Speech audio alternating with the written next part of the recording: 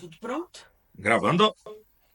No MigaCast, buscamos abrir espaço para vozes que por muito tempo foram silenciadas.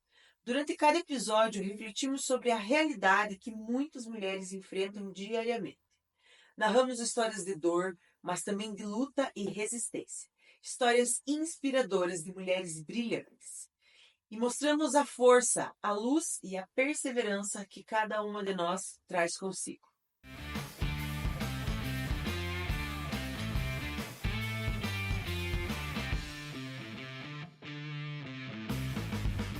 Nos corredores das empresas, entre as mesas e reuniões, mulheres lutam não só por um espaço, por um salário igualitário ou reconhecimento, mas também por respeito. O assédio, seja ele qual for, é uma batalha diária contra a objetificação e diminuição do ser mulher. Em cada história de persistência, reafirmamos a importância de ambientes de trabalho seguros e equitativos.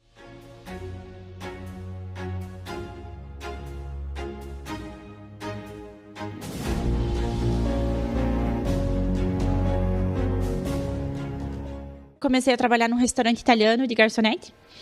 Eu fiquei, acho que 2 meses nesse restaurante. Até que um dia a amiga que me indicou para trabalhar lá, que era uma brasileira, nós estávamos saindo do restaurante e foi a primeira cena de assédio que eu vi acontecer assim na minha frente. E foi a primeira vez que eu falei, opa, né, esse negócio é real. Então a gente tava saindo, o cozinheiro veio simplesmente, abraçou ela e pegou na bunda dela. Por ser brasileira. Por ser brasileira. Então, eu falei assim, tá, a conversa aqui é mais... Daí, depois disso, eu não consegui mais. Nem voltou. Eu fui trabalhar mais umas 2 vezes, só que aquilo não foi tomar nenhuma providência, né? Porque o cara, enfim, era foi amigo, aceitável. foi aceitável e não teve nenhuma situação. Ela não foi mais, nitidamente. E então, eu comecei a sentir esse choque de realidade. Eu lembro que foi bem nesse dia, assim, que eu falei assim, Tá bom, e agora? O que eu faço? Porque eu tinha amigos lá, né? Boa parte da minha turma de Curitiba foi pra lá.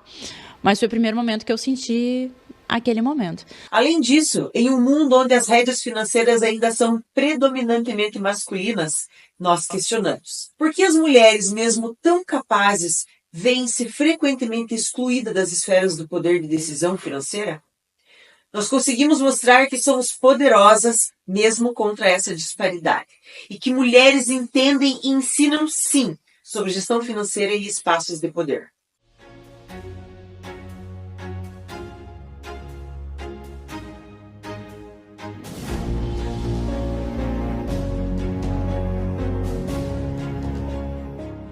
Vocês falaram de tabu, né, desse problema de falar de dinheiro, vocês não acham que isso é intensificado em nós mulheres? Também tem isso, né? Sim, exatamente. Sim. Eu ia perguntar sobre vocês mulheres, eu ia falar sobre a crença também de mulheres falar sobre dinheiro, sim, né? A gente nunca teve autonomia para cuidar de dinheiro, sempre né, essa cultura, né, do homem cuidar das finanças, do homem estar por trás da administração do lar e às vezes a mulher nem tá sabendo, sim, né? E o que a Tamires trouxe é totalmente o contrário, né? Lembra que ela falou no início que eu que decidi a vida financeira junto com o marido e com certeza chegaram num consenso que você é melhor pra isso, né? E, gente, isso é uma coisa que na não prática né? Sim. Conta a verdade pra nós agora, no meu ponto de vista, meu Deus, né? E quando que antigamente a nossa avó podia cuidar das finanças? Sendo que cuidava tão bem do lar, cuidava da louça das crianças. Exatamente. Porque não podia cuidar do dinheiro, né? Então, assim, os homens não são vilões, gente, não é isso.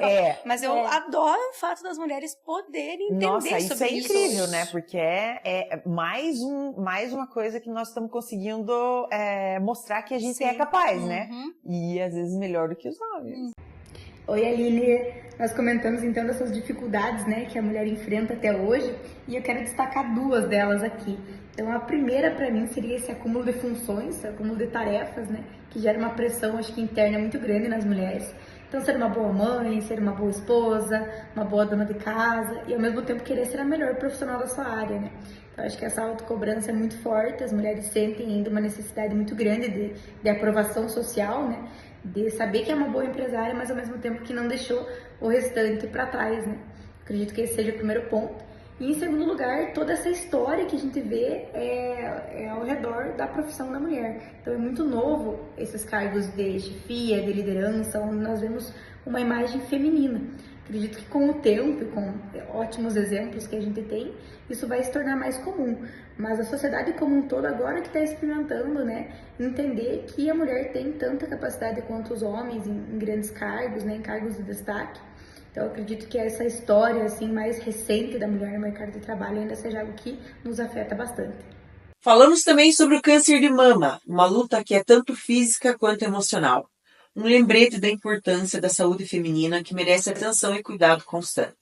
No MigaCast, demos vozes às histórias de coragem, resiliência e esperança que emergem desta batalha. Discutimos a importância da detectação precoce que pode salvar vidas e a necessidade do apoio contínuo para aquelas que estão no meio do tratamento e para as sobreviventes. Celebramos as vitórias de cada mulher que enfrenta ou enfrentou essa doença e reconhecendo a força imensa que elas têm.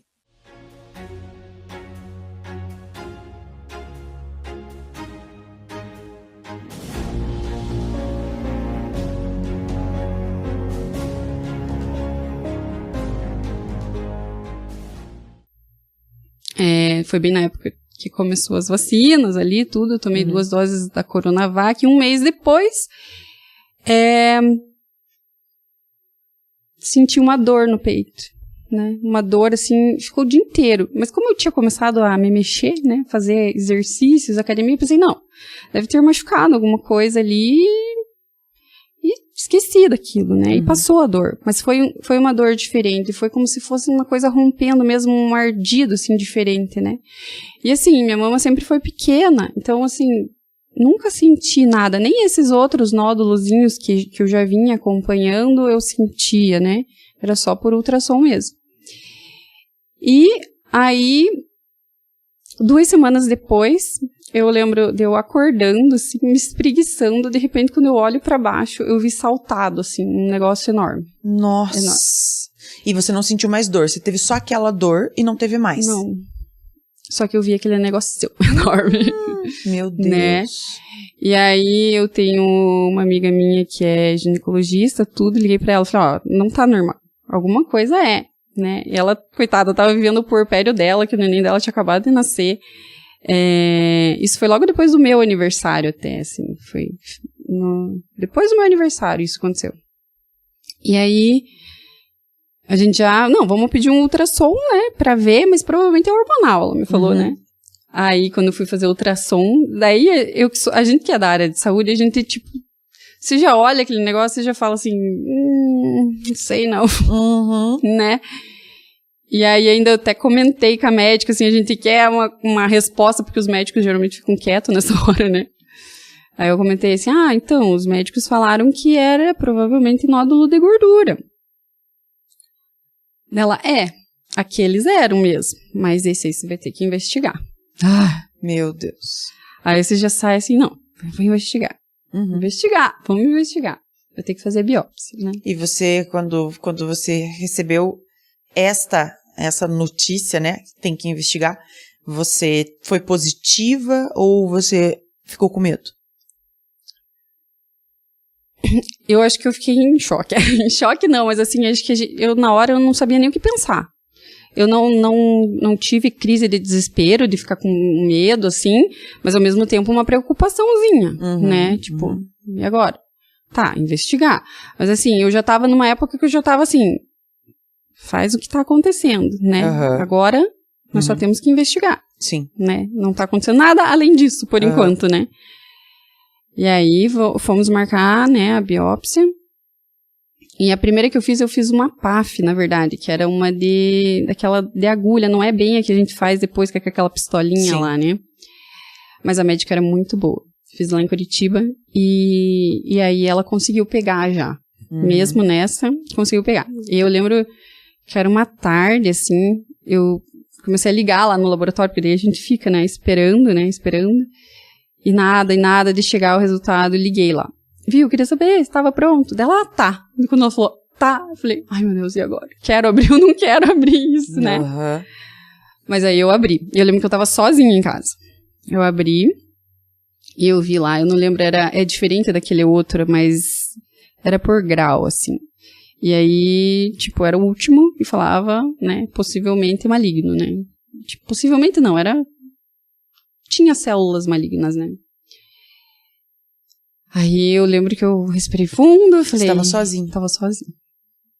Aí eu falei assim, e agora? Tá bom, vamos ter que tratar, né. Aí eu lembro que eu liguei pra minha mãe. Falei, mãe, seguinte, veio o resultado e não deu muito bom, né? Vamos ter que ver. Aí eu lembro que minha mãe, assim, minha mãe é minha luz, assim, né? Então eu lembro que vamos lá então. Então vamos. Tipo, eu vi que ela ficou nervosa, mas assim, mas eu vi que... ela, tipo, não, vamos lá então. Foi forte. Então vamos ver o que tem que fazer. Mas eu lembro que ela começou daí já, e vamos procurar médico. Aí tinha um médico que acompanhava a gente em Ponta Grossa. A gente tentou ligar, só tinha consulta, tipo, pra muito longe. Não, e agora? E ela já começou a falar com tia, com tio, com não sei quem. E aí a gente conseguiu, tipo, acho que era numa sexta-feira. E a gente conseguiu uma consulta com a minha cirurgiã oncológica, que tá desde o comecinho comigo, a doutora Mariana, pra segunda. Na segunda-feira eu tava lá com ela. Uhum. Aí ela falou, não tem o que fazer, mas você vai ter que fazer outras biópsias. Aí a gente foi para as sequências de biópsias, né? Aí você sabe muito bem, né, que é aquela coisa, né, cá, biópsia pra cá. Só que eu já tinha essa certeza que era, né, porque eu não sabia o que era, né, porque, né, talvez a maioria das pessoas pensam, é só câncer de mama, mas depois que você entra, meu Deus, tipo, são tipos de câncer, né? Graus e... né? Um monte de coisa nada, e aí que a biópsia traz, né? Uma clareza pra isso. A imunohistoquímica, né, que traz... Isso. Meu médico falava que a biópsia diz se é câncer ou não, e a imunohistoquímica diz o sobrenome do câncer. Tipo, tipo, qual né? tipo qual que ele é, né?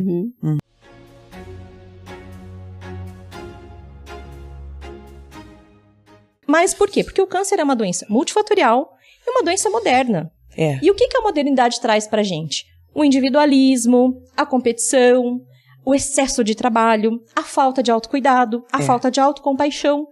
Uma das maiores lições que eu tive do câncer foi me permitir ser cuidada. Nossa, eu também, amiga. Que só cuidava, né? Eu também, com certeza. Eu só cuidava, não me permitia ser cuidada. Essa também foi uma super lição pra mim. Exatamente. E aí, nesse sentido que a gente para pensar, moça, por que eu tô tendo câncer? Né? Eu acho que essa é uma pergunta que, em algum momento, todo mundo que passa por isso se faz. Com certeza. Né? Mas, imediatamente, eu já pensei assim, bom, eu não pedi. É um negócio que... Show! Vai pra lá! Então, vamos fazer de tudo pra afastar a possibilidade desse negócio me pegar. E vambora, né? Então, o que eu quero deixar, assim, de recado pras pessoas? Não fiquem pensando assim, ai, meu Deus, né? Aconteceu comigo, o que eu fiz, onde eu errei. Gente, bora pra frente. Ter câncer é zerar a vida. É zerar a vida. Zera isso a vida, aí. cara. E vai viver uma vida que vai te possibilitar ter uma vida melhor, mais plena e principalmente... mais saudável. Olhar um pouco mais pra gente. Sim, com certeza. Não é? Porque assim, a mensagem que eu sempre vinha pra mim era aquela da aeromoça. No caso de despressurização da aeronave, máscara primeiro em quem? Na gente. Depois no outro. Ninguém escolhe ter câncer. Ninguém quer ter câncer. E você não tem culpa de estar passando por isso. Há exatamente 1 ano, eu estava assim. Mas hoje eu estou assim. E eu tô aqui para mostrar para vocês que, acima de tudo, existe esperança. Persevere, tenha fé e acredite. Tudo vai passar. Se você conseguir, faça do processo de cura um processo de aprendizagem. Porque o câncer, quando ele vem, ele não pede licença. E ele muda a nossa vida profundamente. Toda lagarta, para se tornar borboleta, precisa passar por um processo. Então, assuma o seu processo e passe por ele da melhor forma que você conseguir. Eu passei pelo meu e aprendi a valorizar muito mais a vida e o amor. Ser mãe é um ato de amor infinito, um papel que abrange muito mais do que a criação e cuidado com os filhos. Nós enfrentamos uma variedade de desafios, desde a gestão do tempo entre trabalho e família, até a pressão para atender expectativas sociais, muitas vezes inalcançáveis. Navegamos pelas dificuldades de manter nossa própria identidade enquanto moldamos a dos nossos filhos.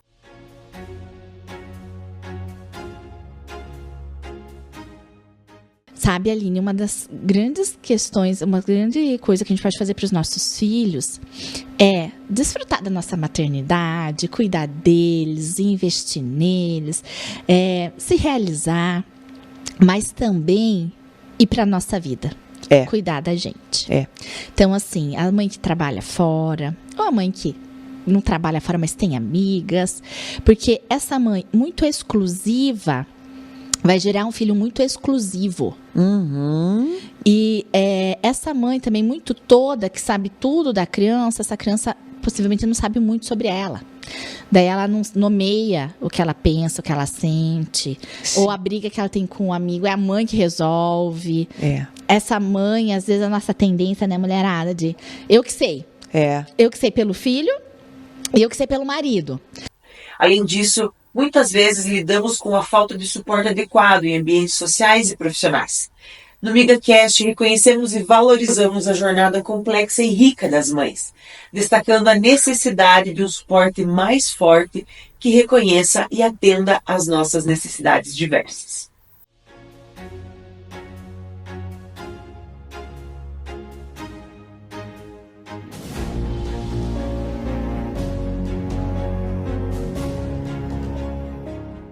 Pamela, e me conte, no momento você trabalha, como que você faz para você conciliar? Você é só mãe ou você consegue conciliar a vida profissional junto com a maternidade?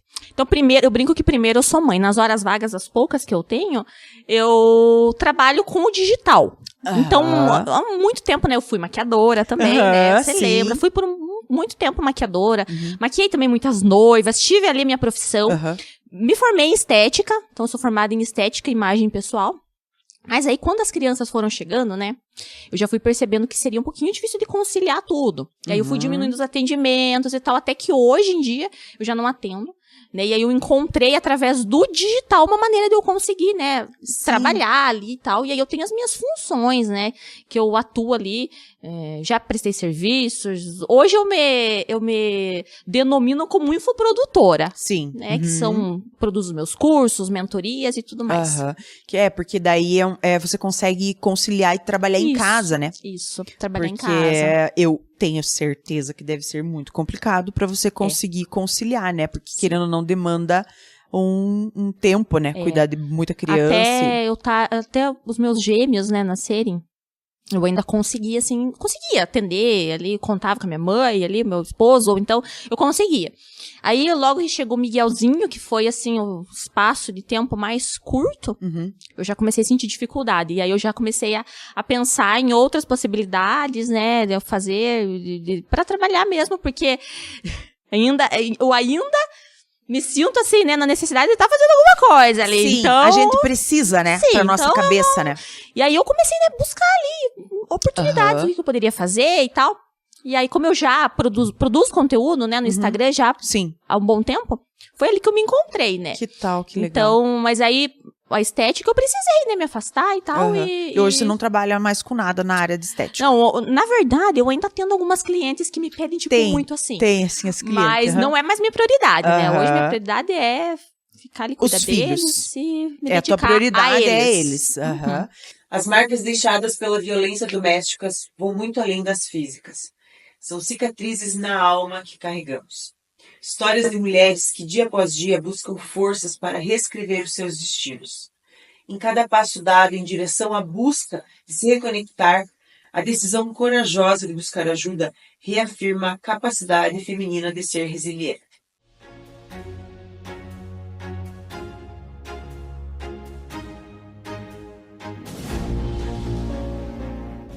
Eu preciso sentir fortalecida com o meu homem. Se eu não tiver um homem, um marido que seja realmente o cara que está do meu lado e vai rugir mais alto do que eu, o que vai ser das minhas filhas quando elas forem para o mundo? Eu preciso de um leão rugindo. Então, o homem, eu estou abaixo da missão do meu marido. Só que eu não conseguia compreender isso porque eu achava que isso era um autoritarismo. Porque eu vivi com um pai, que era um pai extremamente agressivo, violento e que arrebentava minha mãe, minha avó e eu a paulada. A gente apanhou demais do meu pai. Meu pai foi um homem muito violento. Então, aquela era a minha referência de homem e de pai. Sim. Amiga, aquilo era a minha referência. Quando eu me casei, eu encontrei alguém muito parecido com o meu pai. Entende? Nesse sentido do como tratar uma mulher. Como uma pessoa que está abaixo, que não é abaixo, é inferior. E eu aprendi que aquilo era bom para mim. Sim. Então, assim, por mais que doesse, por mais que me rasgasse, por mais que me dilacerasse, era aquilo que eu tinha vivido até então. Qual era o parâmetro? Amiga, a gente vive de comparação. Sim, você só sabe aquilo que você aprende. A gente compara. Sim. Então, bom, a minha mãe viveu, então eu pensava assim, a minha mãe sofreu, mas eu não tô sofrendo tanto. Não bebe, não fuma, não vai na zona. Entende, amiga? Então, essa era a comparação. Tava vivendo um relacionamento abusivo, eu estava adoecida, porque a pessoa que vive um relacionamento abusivo também é doente. Sim. Né, está adoecida, eu tinha feridas abertas, lacunas enormes dentro de mim, vivendo num relacionamento totalmente torpe. E assim, e quando eu conheci o Carlos, eu encontrei um homem que oposto. Me tratava bem, abria a porta do carro para mim, falava com mansidão, não erguia a voz para falar comigo, me ouvia, respeitava o meu momento. E me tratava como uma princesa. E quando eu conheci o Carlos, eu continuei sendo a mesma pessoa, com uma pessoa diferente do lado e tratando aquela pessoa diferente como se fossem as pessoas que já tinham passado pela minha vida. E agora eu quero que você fale um pouco pra gente sobre um outro assunto que é muito, muito importante, que é muito comum, que é a violência doméstica. Física, psicológica, patrimonial, sexual, moral. Olha só. Muita violência que a gente não imagina que está sendo violentada, né? Então, muitas acham que é a violência física, né? Que só a violência física é que vale. A gente sabe que, né, de outras violências, às vezes vai fechando os olhos e só a física é que realmente a dói, né? E não é. Uma violência psicológica, às vezes, é muito mais dolorida do que uma violência física, né? Uma sexual, onde a mulher se submete a ter relação sexual com o esposo e sem querer. Não é porque ela está casada que ela é obrigada a ter a relação sexual. Então, isso é uma violência. A violência patrimonial. Deixa de ter alguns bens ali pessoais dela. Deixa eu ver um outro exemplo. Às vezes, eu tenho uma carteira de trabalho, eu uso a minha carteira de trabalho para mim poder conseguir um emprego. Ele vai lá, retira aquela carteira de trabalho para ela não conseguir um emprego. A moral, ela é muito parecida com a psicológica, né? Que é você destruindo a mulher pouco a pouco, né? Devagar, lentamente, sobre a moral dela, xingando às vezes sobre o peso dela, sobre a aparência dela, né? Então, são vários tipos de violência. E todas elas a Lei Maria da Penha protege. A Maria da Penha. A Lei Maria da Penha protege. Uma lei aí de 2006, que é excelente, que é maravilhosa. A você que está passando ou esteve nessa jornada, saiba que sua força é admirável e sua coragem é uma inspiração. Você não está sozinha. Juntas construiremos um futuro onde a dignidade e o respeito são inalienáveis. A cada história compartilhada, a cada lágrima derramada e cada sorriso dado durante nossos 21 episódios, reafirmamos o compromisso de ser mais do que ouvintes. Nós somos aliadas. Finalizamos a gravação. Foi muito legal. Foi maravilhoso. Já estamos fazendo um lanchinho repondo. Eu falar.